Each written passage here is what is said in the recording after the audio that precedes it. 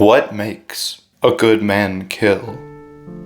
A Russian intellect or a dying chemistry teacher? 2 lives, 2 crimes, and 1 question. Can evil ever be justified? Let's cook. This is Breaking Bad versus Crime and Punishment. One modern, one classic, both asking the same question.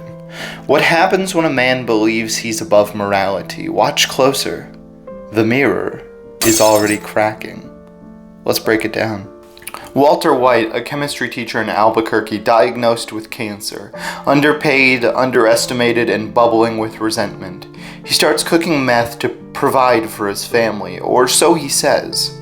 Raskolnikov, a destitute ex-student in 19th century St. Petersburg, intellectually gifted, ideologically driven, and increasingly detached from society. He believes some men are extraordinary, above moral law.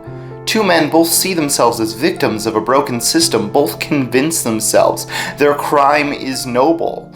Walt's transformation is slow, calculated. We see him cross line after line, always justifying it. At first, we almost root for him. Raskolnikov, in contrast, falls apart almost immediately. He kills, he panics, and he's swallowed by guilt, where Walter becomes Heisenberg. Raskolnikov becomes traumatized, haunted.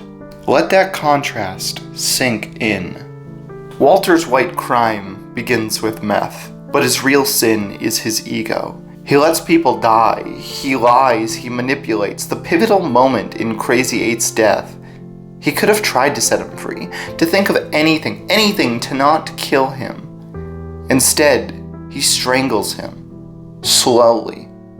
That is the first point of no return. Raskolnikov's crime is immediate and brutal. He murders an old pawnbroker with an axe, and then her innocent sister. He thinks it's a calculated act for a greater good, but it's chaos, messy, shameful. Dostoevsky doesn't glamorize it. In fact, Raskolnikov's very first thought afterwards is, "It's over. I didn't need to do this." Both men make a choice, and both cross a line they can't uncross. Let that sit for a minute, because neither of them come back from the moment the same. The mirror doesn't shatter yet, but it's definitely fractured. Raskolnikov is consumed by guilt. He can't sleep, can't eat. He wanders the streets feverish and muttering. He says, "Pain and suffering are always inevitable for a large intelligence and a deep heart." He confesses not because the law caught him, but because his soul couldn't bear the silence. Where Walter, no such torment. He justifies, rationalizes, lies to his wife, his partner, himself. He tells Skylar, "I did it for me. I liked it. I was good at it." That's not guilt, that's pride. Raskolnikov wrestles with morality and the sense of self, where Walter rewrites it and justifies it. Both begin with an excuse, but only one ends in honesty. Raskolnikov believes some people are allowed to commit crimes for a greater good. Walter doesn't say it, but he acts like it. Both become what they claim to rise above.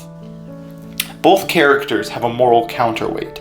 Sonia is Raskolnikov's anchor, a prostitute with more moral clarity through faith, kindness, and patience. She guides him through redemption. She tells him, "Go at once this very minute. Stand at the crossroads, bow down, and say aloud, 'I have killed.'"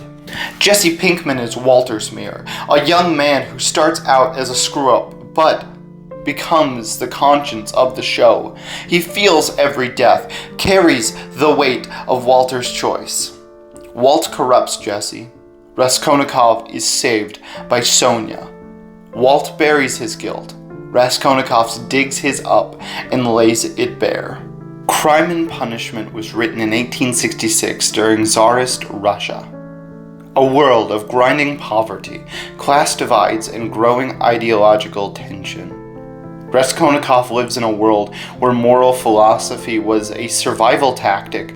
The idea of being like a Napoleon wasn't fantasy, it was escape. On the flip side, Breaking Bad was born in post-recession America, a collapsing middle class, medical debt, capitalist decay. Same question, different systems. Same mirror, different cracks. Raskolnikov confesses, faces trial, and is exiled to Siberia. But even before that, he's imprisoned by his own guilt. His punishment, alienation from humanity. His soul is severed from this mortal plane. His life is prison. His life is torment. But with Sonia, he begins to heal. Walt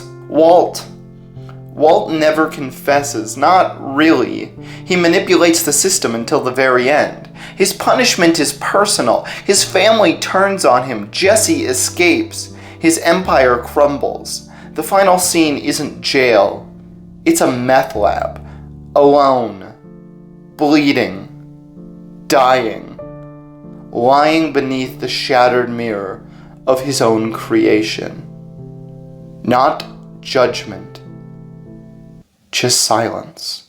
Raskolnikov gets redemption. Not absolution, but a second chance. In the epilogue, we see him to begin to change. Sonia remains by his side. He was broken, but not beyond repair.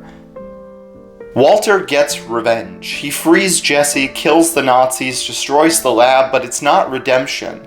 It's closure on his terms. He dies as Heisenberg, not as Walter White. Still trying to control the narrative, still in control, still never truly feeling the weight of all that he's done to hurt people. He never asked for forgiveness, where Raskolnikov begs for it. So who broke worse? Two men, two crimes, two paths. Raskolnikov faces his demons and chooses to heal. Walter fed his until they consumed him. Both asked the questions, do the ends justify the means? One found the answer in suffering, and the other really never asked himself that question at all, but suffered from the consequences. And now, the mirror lies shattered. One man walks through the shards. The other dies staring at their reflection. This was the rise and fall of morality. One tried to rebuild it. The other shattered it, like glass, under his own weight.